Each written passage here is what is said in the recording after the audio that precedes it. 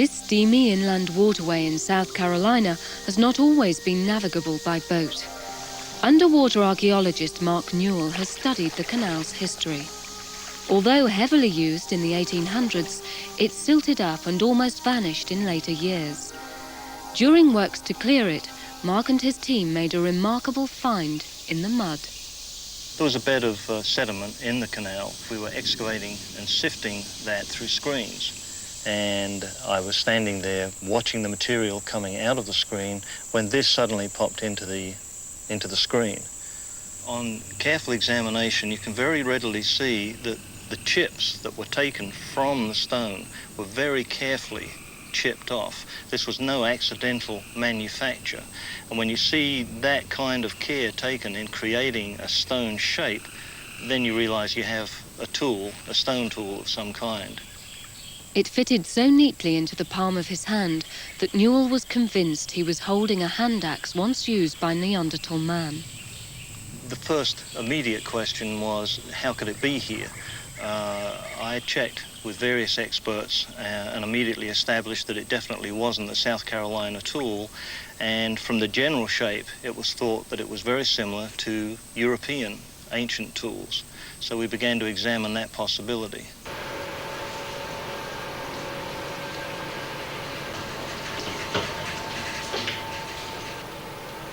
The trail led him to the British Museum and its vast storeroom of Stone Age implements.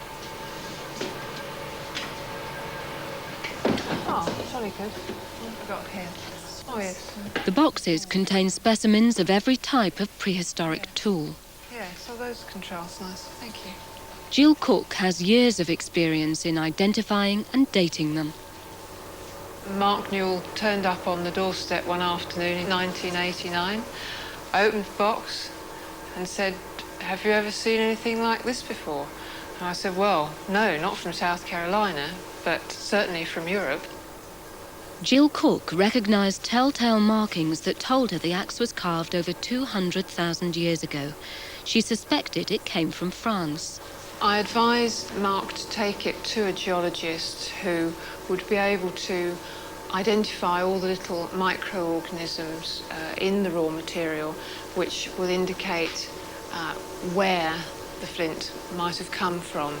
With the results of the geological analysis, we know that this little chap must have come from southwest France, the hinterland of Bordeaux, where it would have been made about 350,000 years ago. Our problem is, how did it end up in South Carolina in the 18th century? The trail led back to Charleston. The search for clues took Mark Newell to the city's private library.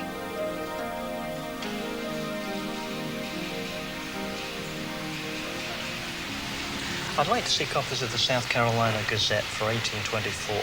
1824. Just a moment. Okay. I'll be at the table over there. Thank you.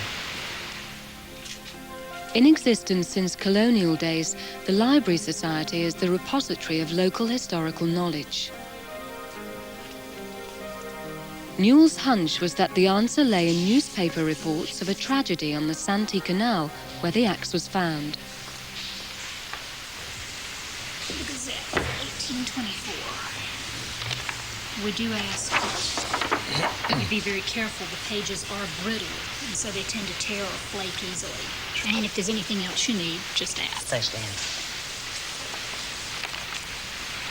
One of the most interesting items we found was this report right here in the Gazette of Saturday, May 22nd, 1824. And it's an account of how a canal boat belonging to a Mr. Sailor of Charleston blew up in the Santee Canal when its cargo of vitriol and gunpowder mixed. And that began to give us an explanation or some clues as to how the stone might have ended up in the canal. The small vessels that plied the canal in those days carried rocks and stones as ballast. Often this came from ocean ports, dumped by ships from Europe after taking on new cargo. When the boat blew up, the explosion scattered the entire contents, cargo and ballast rock, throughout the canal. Plus, the canal boat would have been dragged through the canal to clear it after the accident, again depositing its contents along the length of the canal in which our excavations took place. for a 250,000-year-old Neanderthal chopper core to be transported from somewhere near the port of Bordeaux to Charleston, and from Charleston into the Santee Canal, and then to be discovered that many years later is pretty phenomenal. Off the coast of California, these divers know that beneath the waters of the Pacific, they will find puzzling archaeological treasures. Dive, dive, dive. In 1975, skipper Bob Meistrel retrieved a strange stone from the ocean floor. A hole had been drilled clean through it. The divers are looking for some more.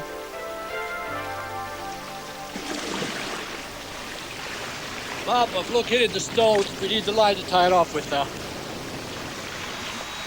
The stones had obviously been carved deliberately. Experts recognized an uncanny resemblance to anchors used by fishermen in old China. Well, I don't think they're local because who would ever make a stone anchor when we had steel? You know, steel anchors have been around for years and years and years. I mean, it's quite a project to drill that hole through that rock. You take it into a guy that cuts cement pilings and stuff and ask him to drill a hole in that rock, you're going to pay me a lot of money. Meistrel thinks American history should be rewritten. If we can confirm that these are from China or from a different part of the world, and that they've been here a long, long time, then we can definitely say that Columbus didn't discover America, somebody else did. Each mark is 50 pounds. There it goes. Okay. Not everybody agrees. The first stone that Bob recovered was examined by Professor Frank Frost.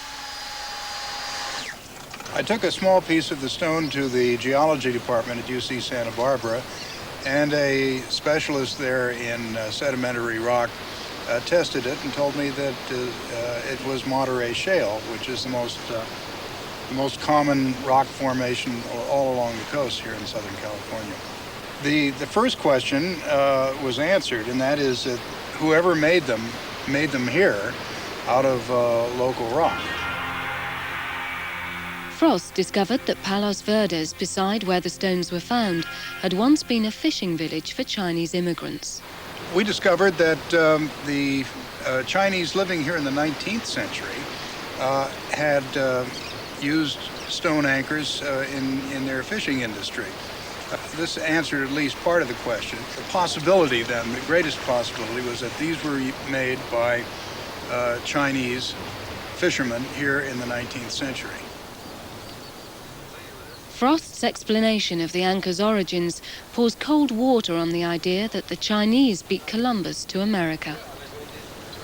On Columbus Day, regularly, there used to be a little sidebar in the paper saying, "But was Columbus first?" And then there would be all sorts of speculation about Orientals or Egyptians or Hittites or whatever. But no, to my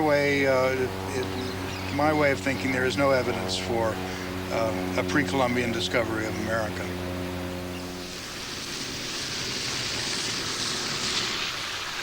Another riddle lifted from the seabed has taken 60 years to solve.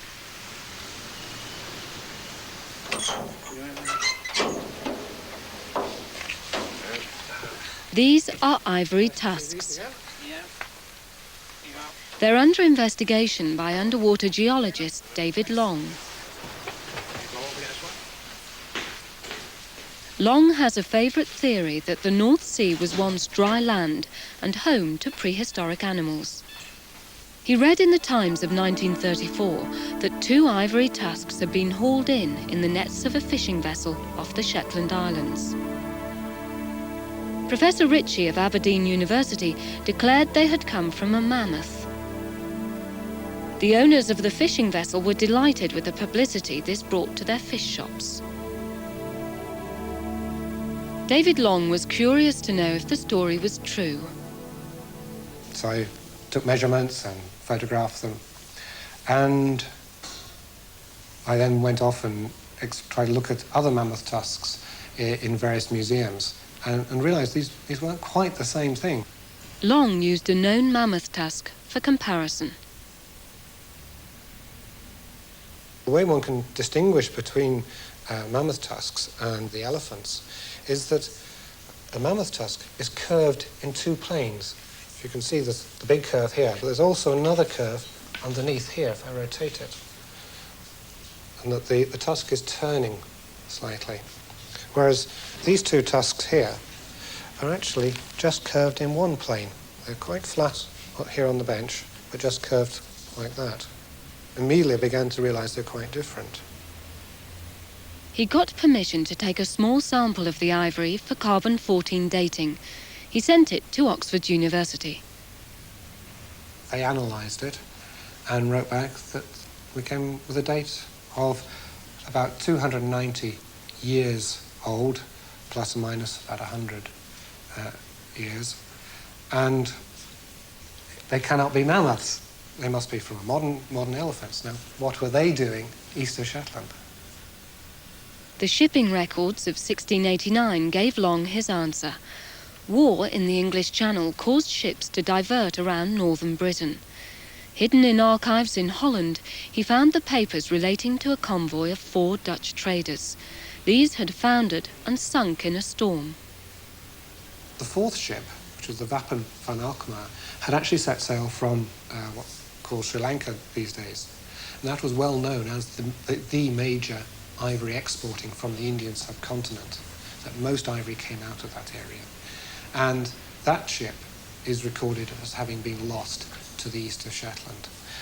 My feeling is that that is probably the most likely vessel from which these elephant tusks have come from, that they are modern elephant tusks brought by a ship, not a mammoth which happened to be wandering around on the North Sea 50,000 years ago.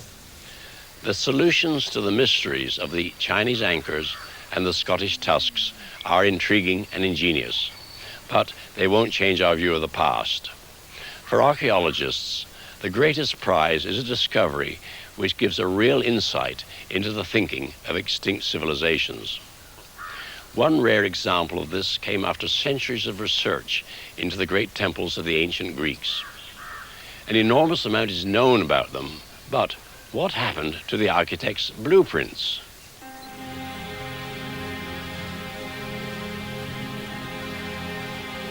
The Temple of Didyma in Turkey was built in honor of Apollo.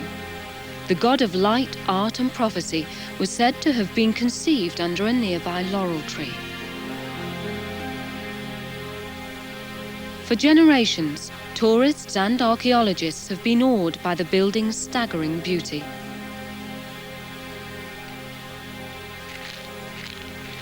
German researcher Lothar Hasselberger has been studying the building since he first came here in 1979. The architect, he was just genius, the amount of refinement that boils down here in fractions of inches. And it's just a tiny detail of this giant building, and this created this beauty that we are still amazed of. Lothar learned the temple's history, but no one knew how the architects had planned it, until he took a walk amongst the ruins one afternoon.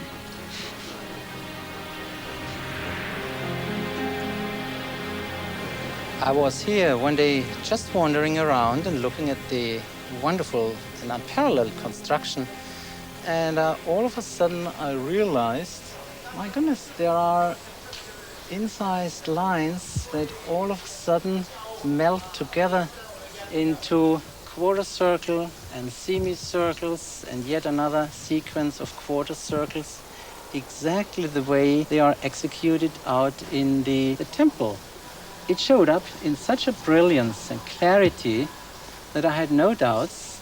These are the one-to-one scale drawings of the construction plans for this very temple. To check his discovery, Lothar used mirrors to throw light onto the faint scratchings. He had found the blueprint for the columns. What we are looking at here, the outline, the bent outline of the shaft, that towards the bottom of the column ends in a profile, the quarter circle of which I'm following. And after a little step, it ends in a semicircular profile. where we can actually see even the center points for inserting the pair of dividers. Lothar drew out the plans. He found that the architects had altered their workings, but they were a perfect match for the finished pillars.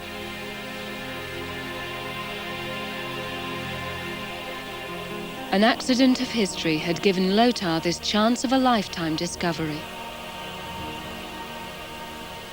The moral of these stories is this: apparently insoluble mysteries may turn out to have simple solutions. But one thing is clear: the key to unlocking the past that you can't do without is good old-fashioned luck.